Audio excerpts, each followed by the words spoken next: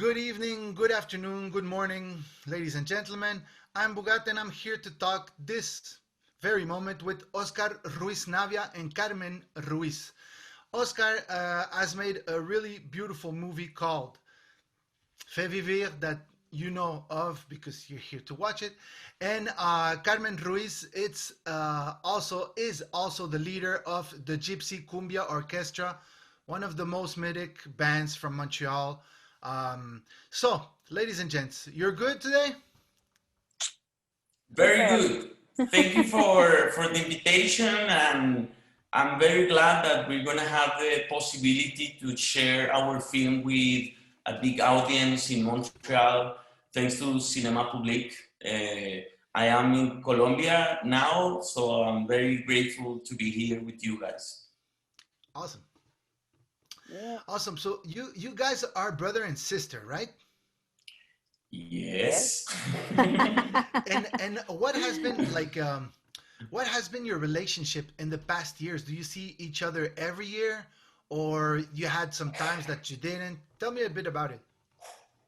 I think Carmen can start. Yes, for sure. Well, I left Colombia in 2000, and I've been in Montreal since then, and kind of like Montreal and around since then. So we actually see each other when we can. But in 2012, there was the birth of my first child, Manuk, and also the first of this big baby called Gypsy Cumbia Orchestra, GKO. So my brother came to see us. He came to see Manuk. And then he discovered GKO, and I think that that kind of like fall in love with the crazy idea and with this like circus band, and so he started just sort of like incubating this idea of the film that became a reality many years later. So wow. And Óscar, is this your first movie, or you've done a bunch of them already? Well, actually, this is my fourth feature. I already made other three films before. El Vuelco del Cangrejo, in English Crab Trap, and Los Hongos, the fungi, and Epiphany. And this is, the new film is not actually so new, it's from 2019. But yeah, it's my last movie, let's say, so far. Awesome. And what was your intention as a storytelling? What did you want it to tell? And also, second part of the question is, what is the difference in the propósito in between the other movies and this one? Is it a completion of the other ones, or is something completely else? Well, about the first question, my intention was honestly changing during time. I was at the beginning, as my sister said, I was visiting Montreal in 2012 at the beginning just to meet Manuk, my nephew, and it was a coincidence that Gypsy Cumbia Orchestra was beginning also. So when I met them for the first time, I was really touched by the power of their instrument, their bodies, all their energy was great, and that's the moment I thought, oh, maybe we could make a film about this. The idea was not very clear at the beginning, but then like 1 year after, they told me that they were going to make a tour around Colombia. And they arrived in Colombia at the December in 2013 for the, how do you say, Año Nuevo, Happy New Year. Yeah. And then we were very lucky because we could make a trip, a tour around Colombia. We went north, we went south, And at that moment, I just took my camera and a friend who is a sound engineer, and we started to create some images, and we were part of the band, let's say, at that moment. Then I realized at some point that even I got a lot of material already. Maybe I didn't want to make a film just like a making of or behind the scenes of a tour, you know, because maybe there are a lot of films about that. So I took advantage to the fact that I know a lot that family, you know, Carmen and her son, her husband, and I was very touched by all the experience and all this concept of let's say alternative family. And let's say, I don't remember exactly when, but let's say 2015, I realized that I wanted to maybe make a film that it was not just, as I said, like a making of, but maybe a film that could mix this real experience with all these myth, or let's say this mythical ambience that the band proposed.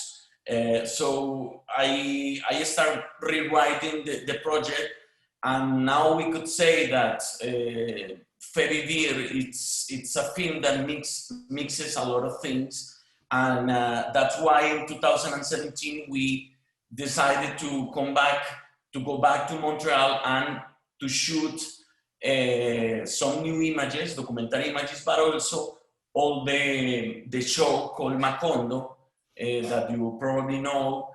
And then we got 2 years of editing and create this universe that is based on reality, based on GKO, but it's a new universe, you know, it's a fictional universe that of course comes from reality, but it's fiction, let's say. That's the first question. And the second was, could you please repeat me the second?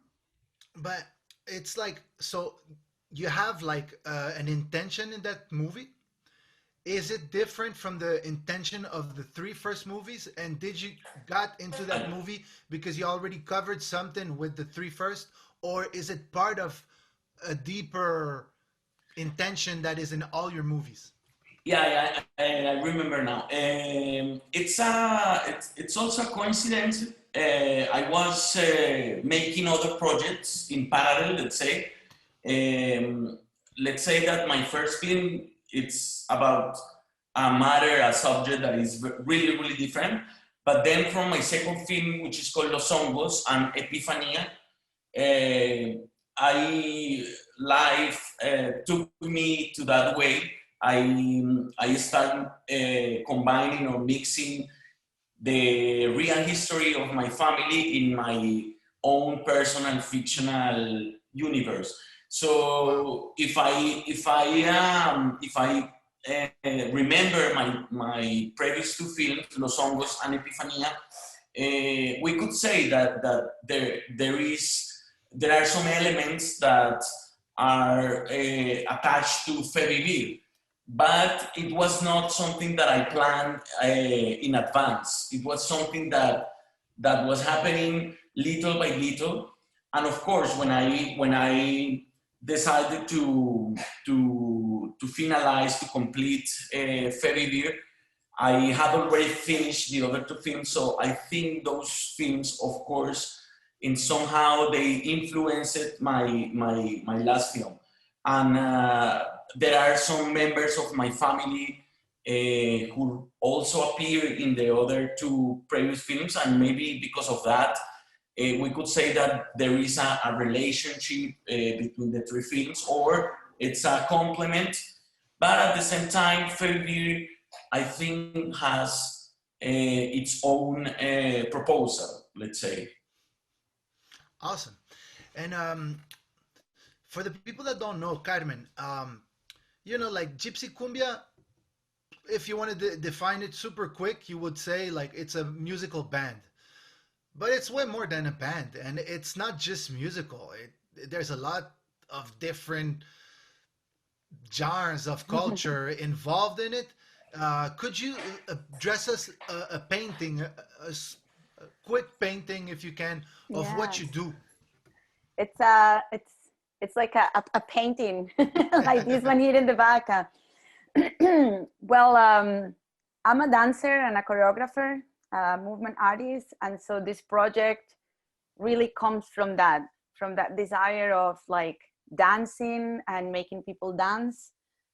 Sebastian, my partner, he's a musician, but he's always been involved in everything that has to do with popular education through art. And so for us, that was what was moving us, was this idea of creating a project that made people go crazy and dance, but with not with an idea of forgetting, but like really an idea of remembering how important it is to be together, how important it is to be a collective, to be a community. And I guess that because of that, it ended up being also like a huge collective community, if we say, project. We at one point when we did the tour, we were 30 people in the bus, including Óscar and his sound engineer and photographer and huge puppets. And you know, it was just like a one lifetime experience, you know. That I think that's what when the people who see or who knows GKO, that's what they remember. Like when they come to see Gypsy Cumbia, like they just let go. There's a sense of like, I don't know, of hope, I guess, and you know, like extreme happiness or joy.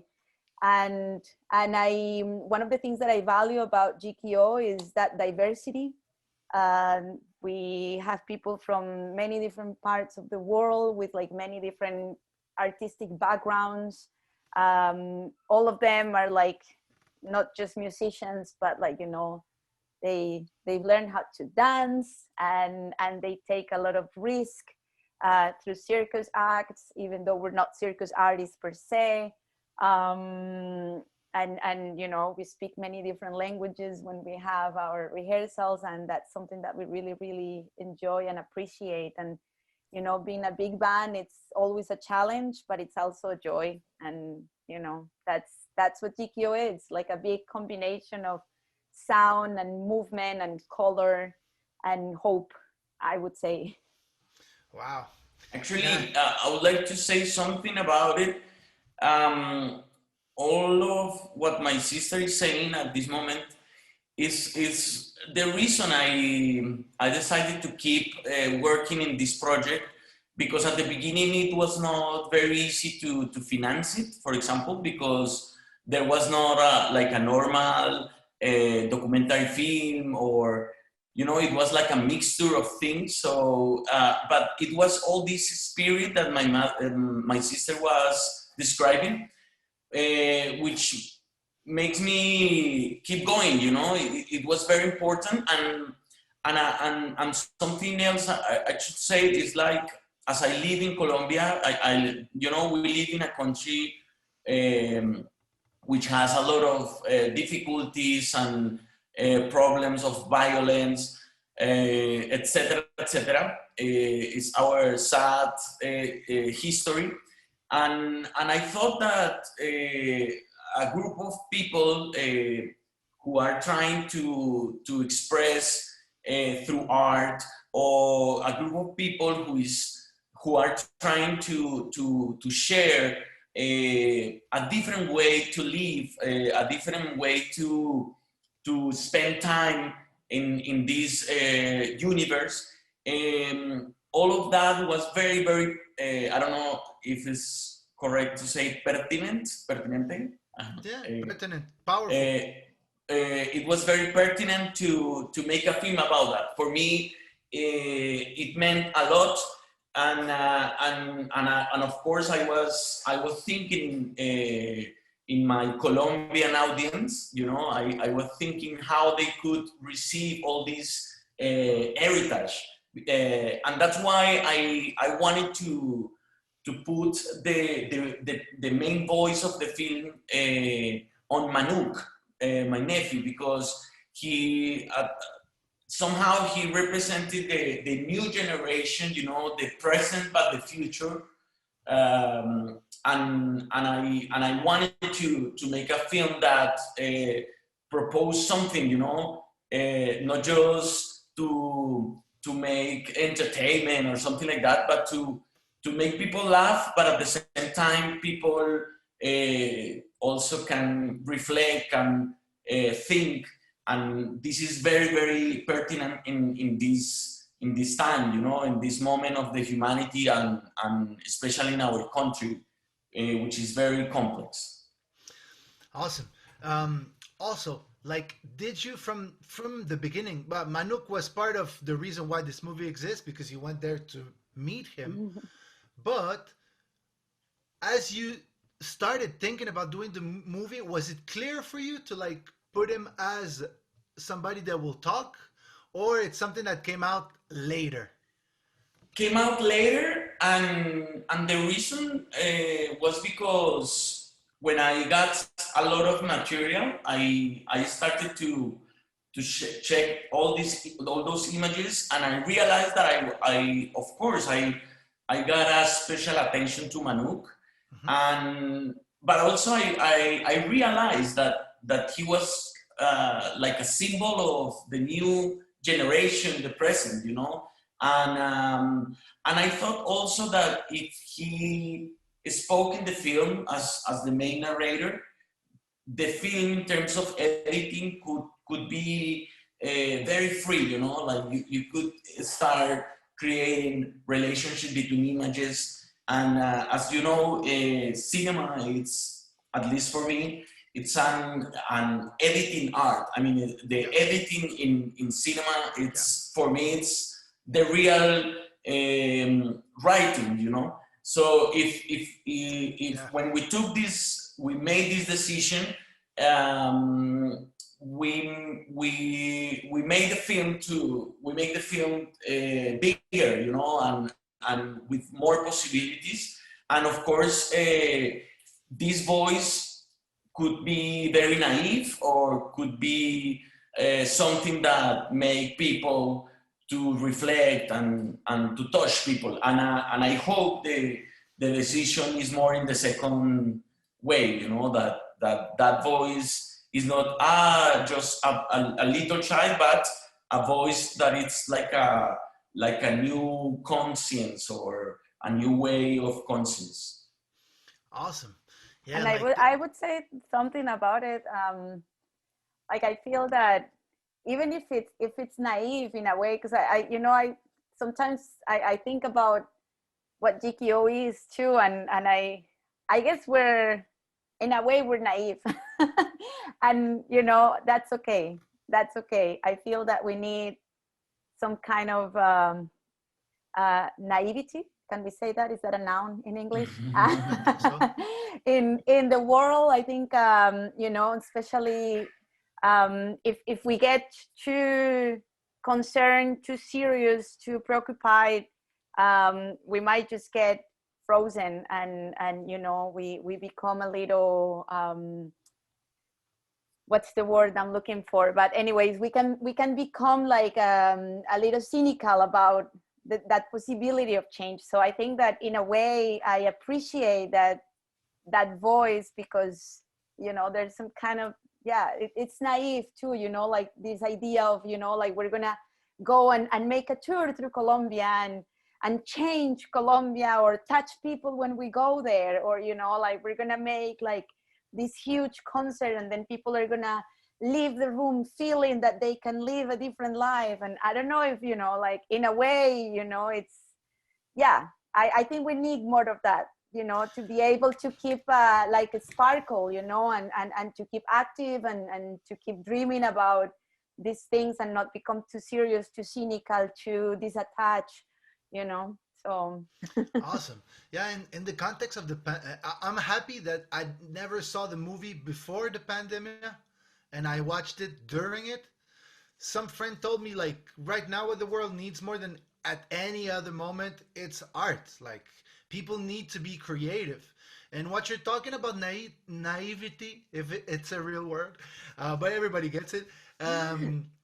It's really that Gypsy Cumbia to me, like you do crazy things, you know, but like the emphasis of the movie is not about the crazy thing. It's about the verb doing it. And that's a place that to me, like I don't know, the carnival images in the movie are really impressive, but what really impresses me the most is those little moments in your practices, that scene where Seba has Manuk on the back and you guys are, that's amazing, you know. And it's crazy, but it's the do part that is creative. And it's very profound because I agree with Carmen what she just said. However, I would say that there are a lot of different naiveties. You know, there are some naiveties that are very stuck. You know, but there is another naivety which is more profound, deeper. You know, and really touch the essence of your soul. And this is what I found in Gypsy Cumbia Orquesta, and in all the group, all the people that belong to the band, that they, because it's not a problem to be funny, or it's not about that. It's more that in all this funny way to be, there are very, very deep and profound ideas that are very pertinent in this moment, that we are in the middle of a pandemic, you know, and we are very, let's say, in an apocalypse moment. So to laugh, to dance, to hug, it's something which become more important at this moment. Absolutely. Absolutely. And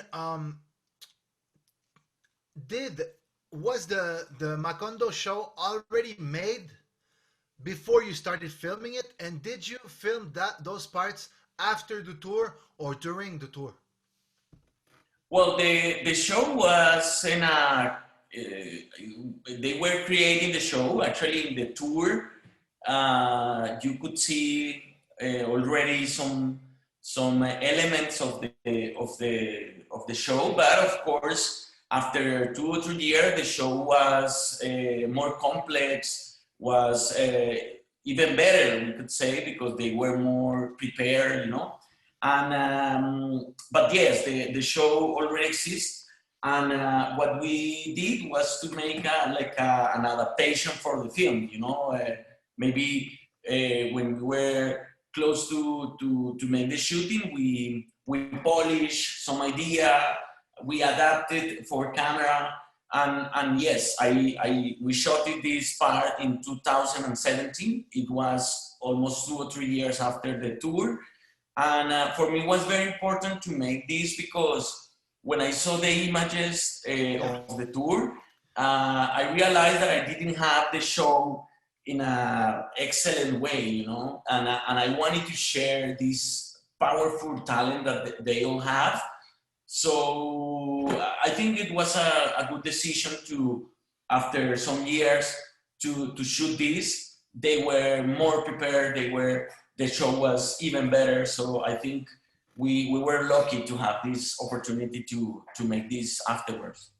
And even for us, just if I can jump in, like even for us, it was such a privilege because, yeah, as Óscar said, when we went to Colombia, I mean, the band was, I think we still are a baby band, you know, even though we're almost getting to like 8 or 9 years of being around. But at that point, we were really a baby band. And even though we had like all of this, you know, crazy will and desires, we were just starting. So to have that opportunity of reworking in this show, that was actually one of the key elements that brought together the band. Because I remember Sebas, when he was, you know, talking to all the artists in Montreal, inviting them to come to the project, he kept saying, you know, we're gonna go and go to Colombia and do this show and blah, blah, blah. And then people were really like excited about this whole notion of going to Colombia and getting to know the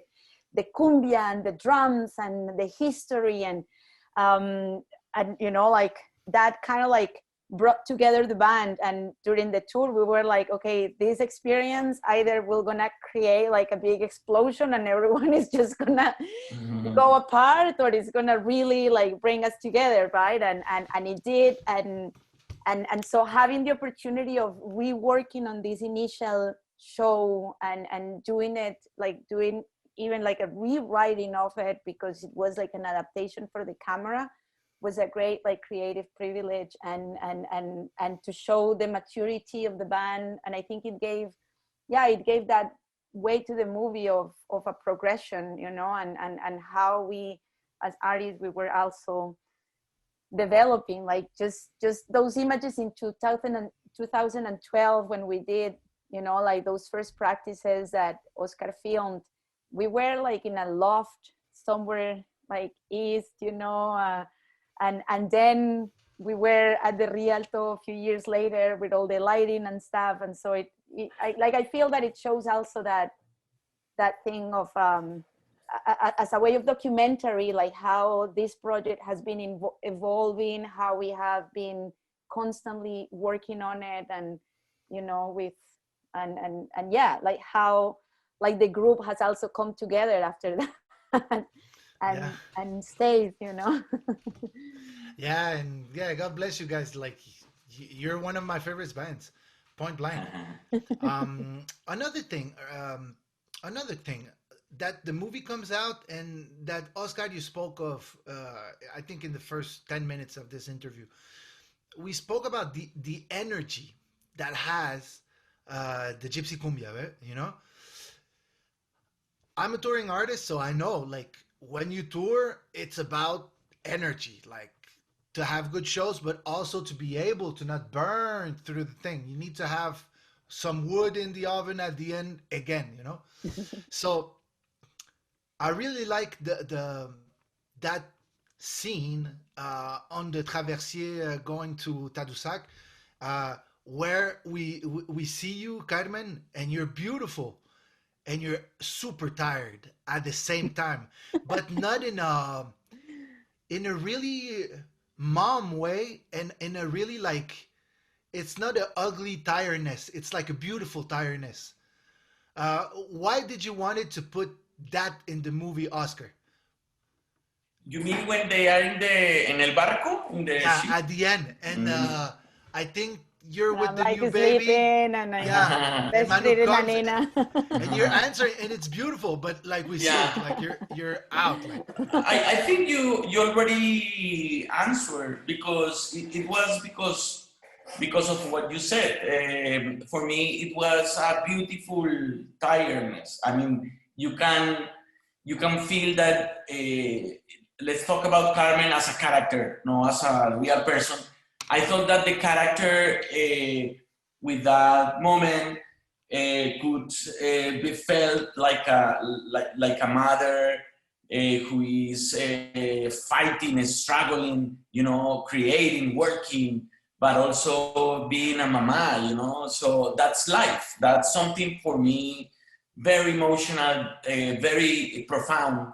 It's simple but profound, which is, as you know, guys, it's something that is very, very difficult in art, and maybe the best art in history is something simple but profound at the same time. I think this is one of the goals that whatever artists always try to get, you know. So for me, it was just like a daily moment that really symboliza, I don't know how to say it. Symbolizes. symbolizes life, you know, the complexity and beauty of life. Awesome.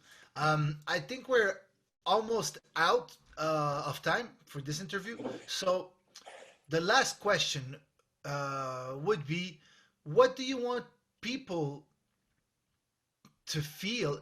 Is it really something that you put all your images and everything that you filmed toward a goal that you want them to feel this?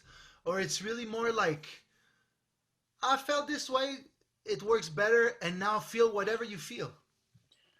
Yeah, I think it's a good question, and I would answer that for me, as a filmmaker, what I want to make is first to understand myself, my own feelings, you know, my own thoughts about any subject. Then, if I try to discover what I have inside, and if I get it and it's honest, then I can share that with everyone, and everyone can feel his own feeling, you know. But I think it's not like a recipe, like, okay, you need to feel this. It's more that I am wondering all the time what I want to share, what I want to express, and if that is honest, then I'm sure that people will enjoy it and will feel this honestly, you know, this passion. And I think this film it's about passion, about resistance, resilience, about how we can in somehow resist in this world which is very complex. So I think the whole film, the whole process was I don't know how to say it in English, como una bendición del Dios del arte. Could you translate, please? Yeah, bendición is A blessing. blessing. A blessing. A blessing of the gods of the arts. Exactly. Awesome. And I'm very happy. I don't know, Carmen, if you want to say something else, but I'm very happy that we had the opportunity or the chance now to be part of Cinema Public, because it's let's say the release of the film in Canada, in Montreal, and of course for us it's very, very important. It means a lot because this film was mainly a Colombian production, but all the protagonists, the characters, and the band, they all live in Montreal. So I feel very proud to have the chance to share the film from now with all the people in Montreal and in Canada, etc., etc.